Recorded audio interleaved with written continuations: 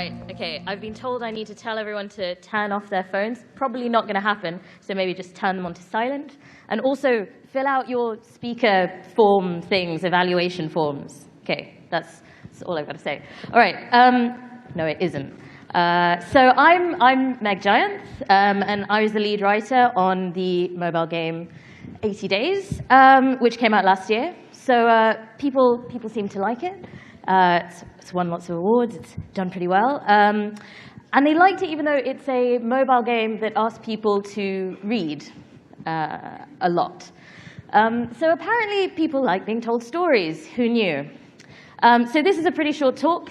There's a lot to cover, so I'm going to assume that you have a passing familiarity with 80 Days. If you don't, you can probably download it on your phones now, and I reckon you can probably get to Bombay by the end of my talk. So my talk's called Leading Players Astray, which is partly a joke about the writer's role in games, but it's also partly serious. It was a bit of a running joke with my colleagues at Inkle. That's John and Joe, they're right there. They're checking up on me. That my job as the writer was to tempt the player into making bad decisions, to teach them that a bad strategy decision could lead to a great story and maybe even a better game experience overall. Because we all know it's more fun to win by the skin of your teeth than to sail comfortably to victory.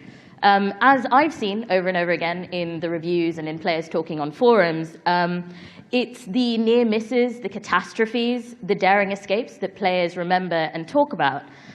It's the adventures that they weren't expecting to have that make a game memorable. So I'm going to talk about how we conceptualized and wrote and created a game capable of surprising and delighting and discomfiting players. So we did this by thinking about the game world as a narrative version of a physics engine. 80 Days as a game is a machine for telling stories. So I wanted to start by talking about 3 examples of this. The narrative foundation that we built 80 Days on, which is the scale of the game, the replayability, and the world building. So 80 Days is enormous in terms of scale. We wrote 150 cities, hundreds of journeys, each with their own authored stories. We wrote over 500,000 words of content, which is more than the Lord of the Rings trilogy, but it's about a third of A Song of Ice and Fire, so it's not ridiculous, not ridiculous. So that means that there is enough content for 5 or 6 completely unique playthroughs where you don't see any of the same content at all. And it would take many more playthroughs than that to experience everything that there is in the game. So what that means is that while it's incredibly replayable, there's a huge amount of content in the game that most players simply won't see. But we saw that as an advantage, as an opportunity, rather than as an inefficiency. It gives players an incentive to explore, but it also gives them an incentive to share and compare. And to me, this is the mark of a good story. Does it make the player want to find one of their friends and tell them about it? And it also gives players a sense of ownership over their story. You know, they think about my story, my passepartout, my game, my choices. So BioWare games are another great example of this. I remember talking to a friend of mine after playing Dragon Age Origins, and he mentioned that his favorite companion was Liliana. And I had no idea what he was talking about. And so we compared playthroughs minutely, and I finally discovered that I hadn't been to a certain pub in Lothering before it blew up. And so I'd never met this companion and romantic interest that stays with you for the entirety of the game. I'd missed out on a huge chunk of the game and not even realized. So of course, I went back and started a new game the next day. But even if it hadn't encouraged me to replay, it changed the way that I thought about the game. I wondered what else I had missed, and the game itself felt richer and fuller and more enticing because of that. Okay, so the last underpinning of 80 Days is the world building. So the alternate history that we created in 80 Days is deliberately inclusive and diverse and politically charged. It deliberately deconstructs the classism, colonialism, and sexism of Verne's novel, and of steampunk as a genre more generally. I think this is one of the aspects that players are often surprised by, that they're not expecting in a light-hearted adventure game. And it's a huge part of why players responded so well to our game. So the central question that we asked ourselves was, how do we make a game that is essentially about two white guys going around the world, as respectful of other cultures and people as we possibly can? And how can we give other characters, other cultures, other peoples agency and complexity? And how can we avoid stereotypes and cliches? And the way we did that was to approach our world building in a really systematic way, by being really, really clear about the kinds of stories we wanted to tell and the kinds of effects we wanted to achieve. So in some ways, you could say that we approach the story in the same way that a game designer would approach designing mechanics, because, as I said before, our game is a machine for telling stories. So the rules and structures and plot devices of the world have an enormous impact on the kinds of stories and the shape of the stories that the players experience. So we altered the balance of power in Europe so that European colonialism in the 19th century was less prevalent. We created a growing Persian empire in the Middle East. We created a powerful Zulu federation, which averted the scramble for Africa in the 19th century. And we asked ourselves, what would steampunk look like outside of London or outside of New York? What shape would it take in Haiti, in South America, in the Middle East, in Lebanon, given the culture, the art, the local resources, the political pressures? And every time we invented a particular device or vehicle or bit of plot, we asked ourselves what repercussions it would have in the region and more widely in the world. So we followed through on the consequences of what we invented in the game, and we grounded our fantasy in the world. So we put a huge effort into creating a coherent and integrated world. And one player might never see all of the interconnections. They probably won't. But there's an enormous payoff when a player does stumble on even one or two of the interconnections. So the second time they stumble upon an Artificers Guild storyline, or when they see the Clockwork Army that they saw being built in Vienna at the beginning of the game, besieging Istanbul when they arrive. So 80 Days has world building instead of plot. Excellent. So the story of 80 Days is actually the story of the world caught at a particular moment of kind of technological and social change. The plot is two guys race around the world, having various adventures. But every race, every playthrough is completely different. Given how massively branching the game is, it was impossible for us to control the order, the pace, the events of any given playthrough. So our challenge was not making sure that one particular playthrough told a good story. It was making sure that every single playthrough told a good story, no matter how different each journey was, no matter whether the player won or lost or just meandered helplessly through the Amazonian jungle.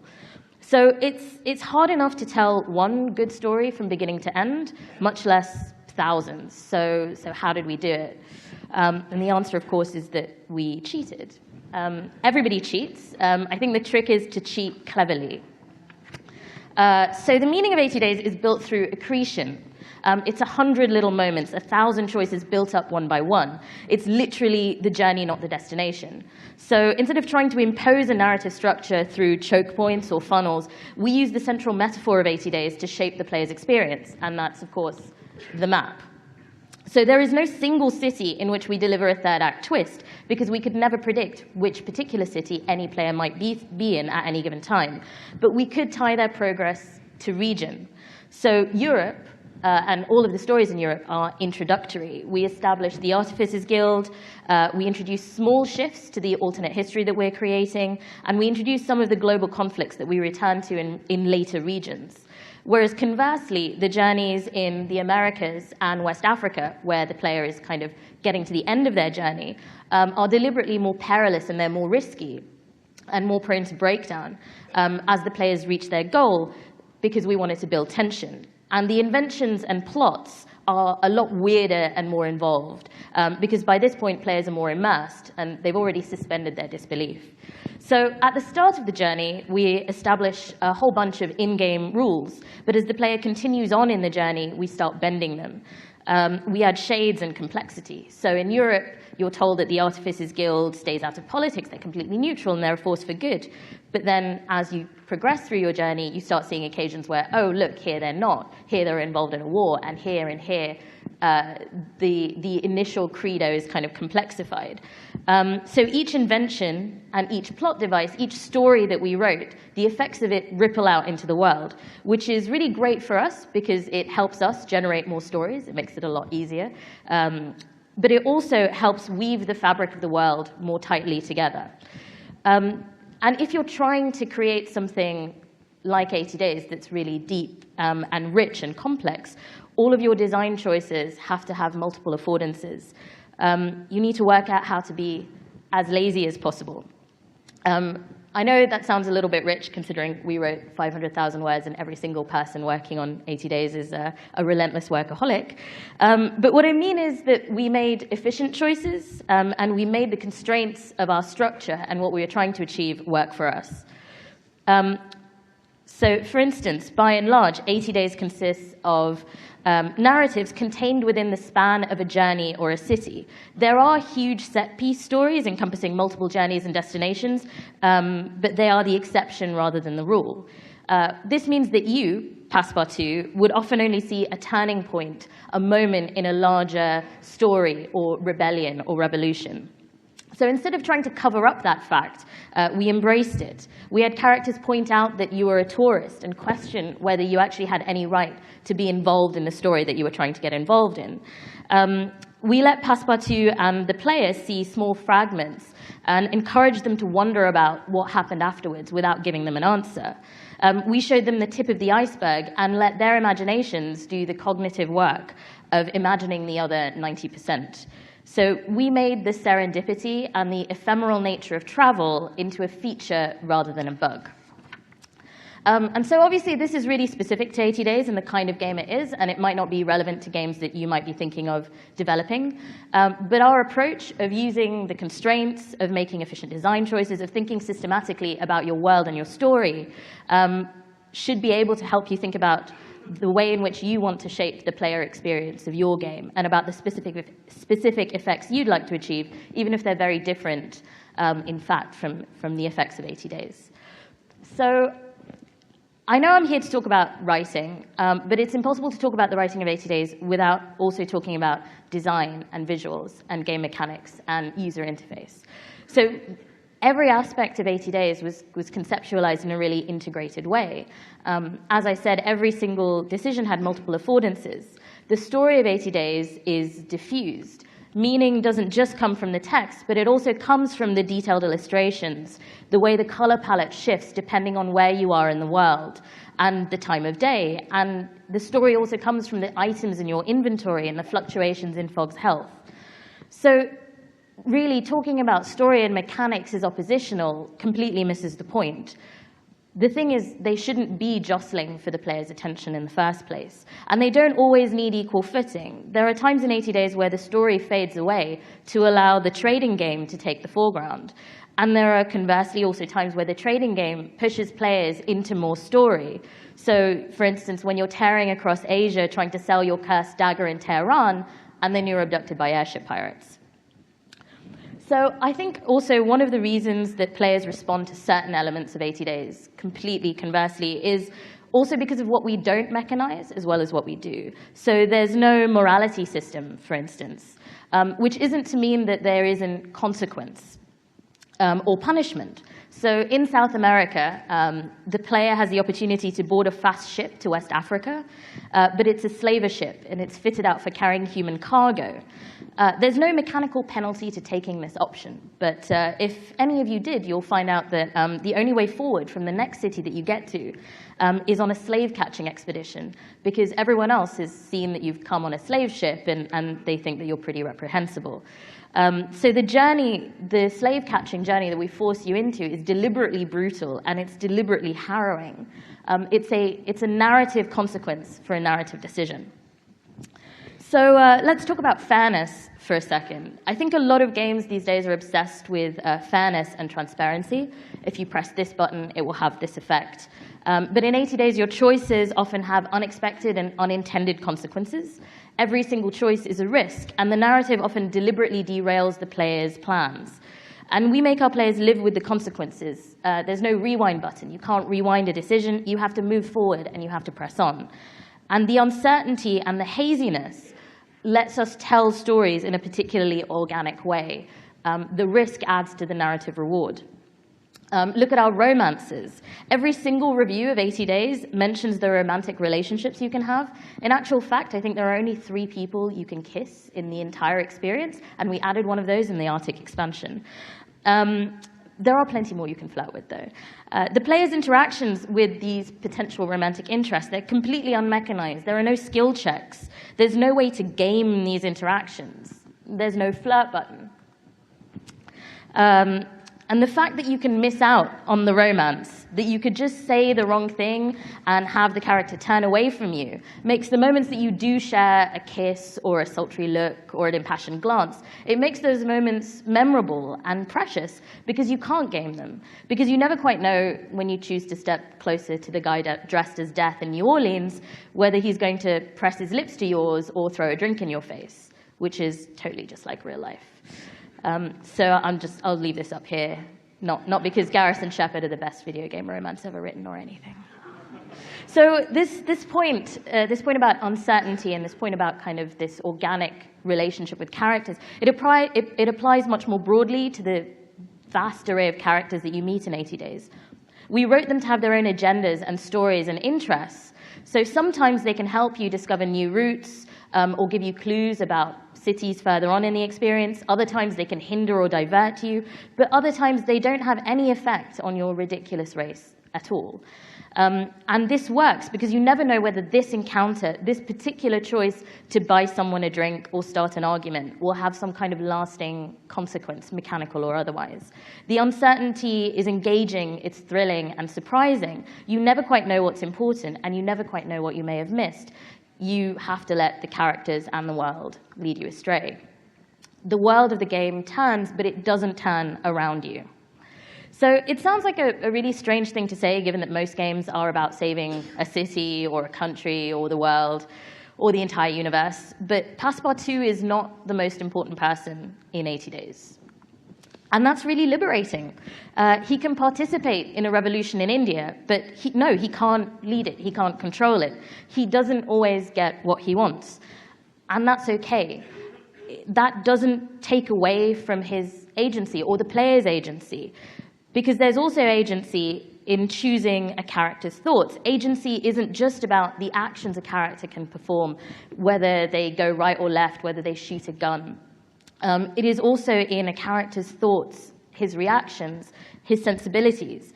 And I think that players feel as much engagement with a game protagonist because of these mechanically inconsequential choices as they do because of the other kind. And fundamentally, when we talk about engaging players, we're talking about engaging their emotions. So we don't really talk about emotions very much when we talk about games and game design, at least not beyond fear or triumph or satisfaction. But beyond that narrow range is such a broad spectrum of human emotion, from desire to chagrin to scorn to, almost anything. So I really think that you should let your games go there, and let your players go there, and let your writing go there. Make your players feel something that they would not have expected a game to make them feel, and they will forgive you 1,000 other sins. Okay, so following on from that grandiose and abstract exhortation, I wanted to round this off by giving you a list of more granular and craft-focused tips and suggestions for how writers and indies can work together to tell interesting stories in games. So starting with writers. Writers, do your research. This was vital to 80 Days because it's both historical and steampunk, but almost any kind of game will require background research.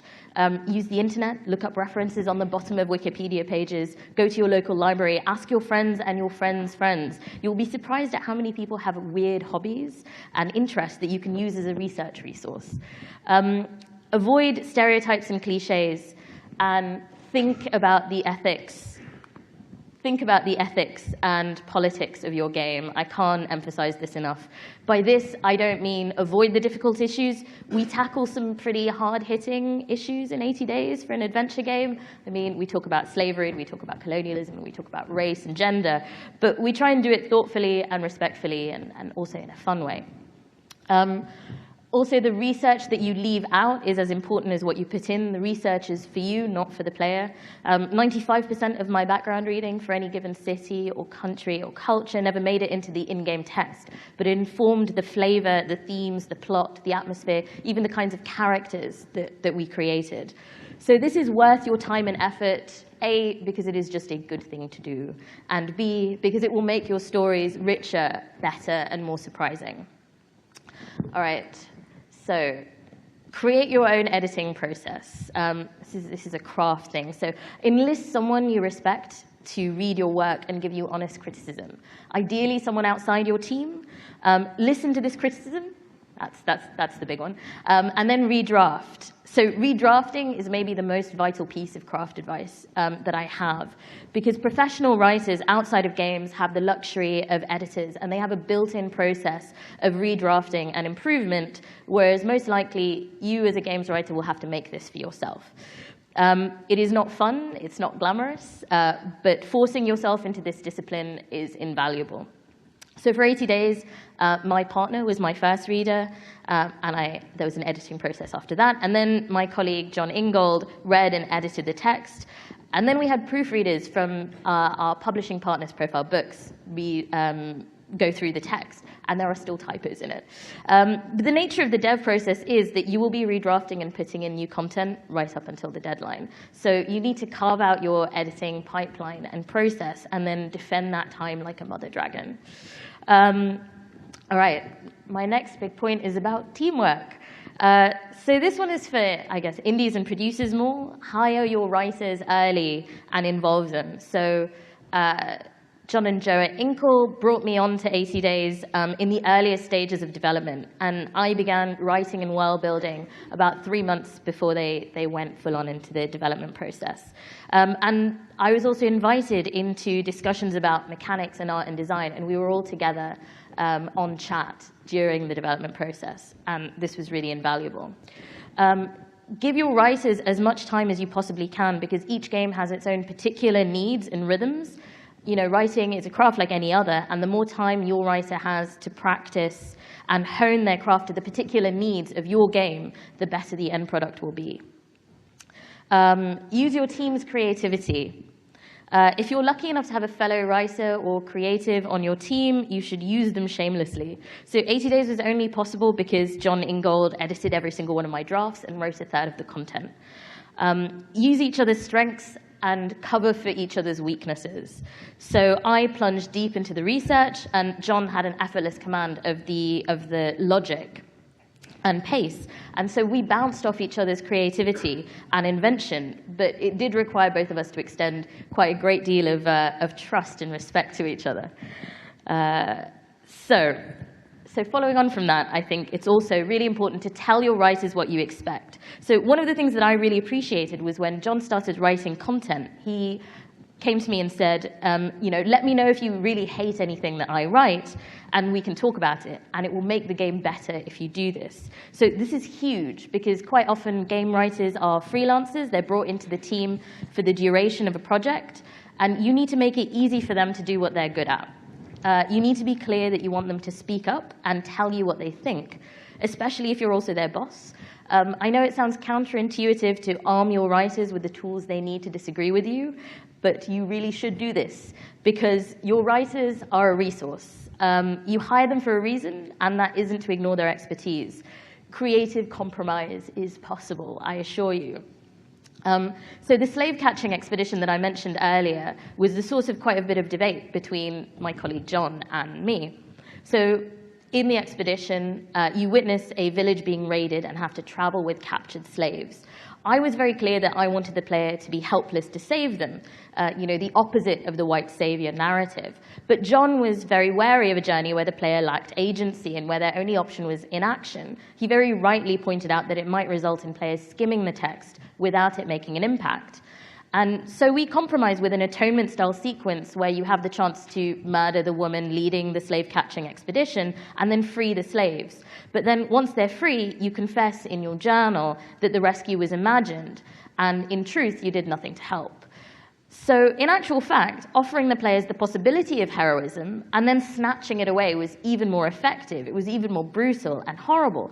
Our compromise resulted in a better sequence, narratively, mechanically, and thematically. Okay, so compromise is important, but so is change. The ability to change and to iterate is a huge advantage that indies have.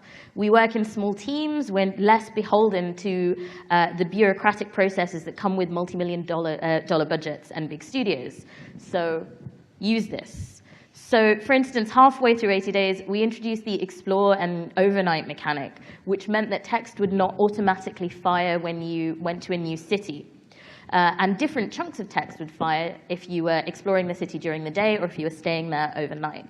So we had the luxury of going back through and re-editing the text and adding new text around this design, rather than just shoving in what we had as it was. It wasn't easy, and it wasn't quick, but it is a better game because of it. And similarly, our recent Arctic expansion doesn't just add new content, but it also introduces a completely new mechanic.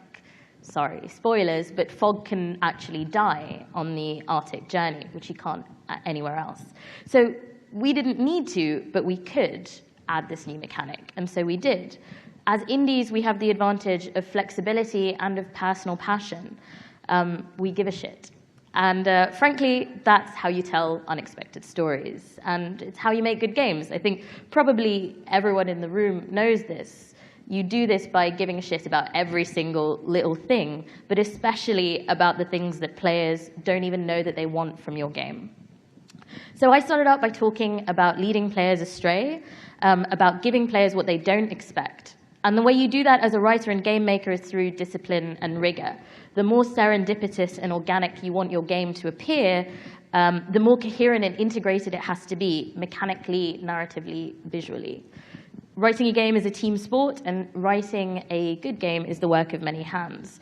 So I think the best advice that I can really give you, writers, producers, indies in general, is work with someone who you think is good, work with people who you think are talented, work with people who care, because I honestly think that's the only way we'll ever make anything good.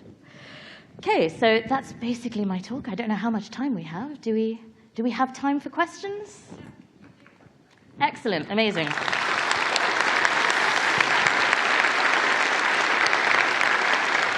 All right, cool. Anyone have any questions? No, I've talked at you. Excellent. Right, you over here. Oh, sorry. What if I yell really loud?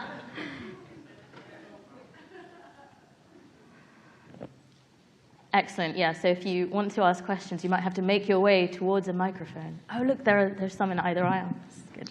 So did you have a game engine already in existence to make the game, or did you guys make one for the purpose of this game? So Inkle Studios has Inkle Writer, which is their game engine, and Ink, which is the scripting language that I use to talk to the engine in a magical way that I don't understand, but they do, so it's fine. So the first few months were kind of world building and research and writing, but they were also getting used to the scripting language because it's specific to Inkle. And it really is one of the reasons why 80 Days works the way that it does, because it's built for telling stories. Sure. So. Thank you. It's all right. You should totally talk to the Inkle guys about it. They know much more about it. Excellent. Another question. Thank you for a great talk and an amazing game. Thank you. You mentioned research, and I'm curious if you, especially for this project that had such an enormous amount of things to research, if you had a system you devised for not going down rabbit holes of endlessly researching and getting to a point where you felt confident to write a certain section.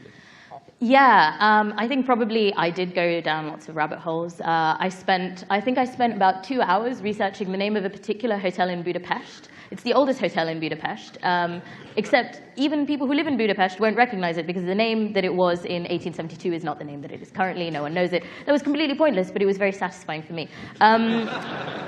Yeah, and I mean, I don't know what to tell you. I'm afraid I turned into a massive bore at dinner parties. I talked about airships a lot and, how quick steam engines could go. I think, you know, it is true. When I said I threw out 95% of the research, I did. It's just about, I think the key is kind of doing enough research that you feel comfortable in starting to write, that you feel like you have a sense of the place that you're going into. And some places will require more research than others, you know, depending on what you're planning to write about and depending on what you know already. So for me, I was much more familiar with the history of Asia than I was with South America. So I did a lot more research about South America and its history of the time. I think the way that you do it is, I don't know, I think you go a little crazy. That's the only way that you do it. Sorry, I wish I had better advice, but excellent. I have a question about quality assurance. Yeah. And I haven't played 80 Days, but I'm definitely going to play it, I guess, I'm going to download it as soon as this ends. But so with a branching game, or at least a game with as much content as this does, it becomes like a question of how do you prioritize testing? Like, do you say, okay, we're just going to, today we're going to do Budapest like 1,000,000 times and see if anything breaks there, or do you just play the game 1,000,000 times? Like, what's more efficient? I don't know if I'm making any sense. No, that makes sense. The real answer is I let John and Joe do most of it at Inkle. Yeah, like I wrote my stuff, and then John, so the editing process was John sort of, I say edited my scripts, but also made sure that they worked and that all of the logic functioned. And I think then we just and everyone we knew and people that we didn't know and people on the street, we just got them to play the game a lot. And, you know, and I think that really helped, but also, you know, we patched it even after release and caught it. Because the thing is, no matter how much you test something that's so massively branching, I think there will be bits where it breaks or people get stuck. Because you just can't test all of it as much, and people will break your game. Like, people are amazingly impressive at doing that. And so I think it's kind of an ongoing process, and you have to treat it like that.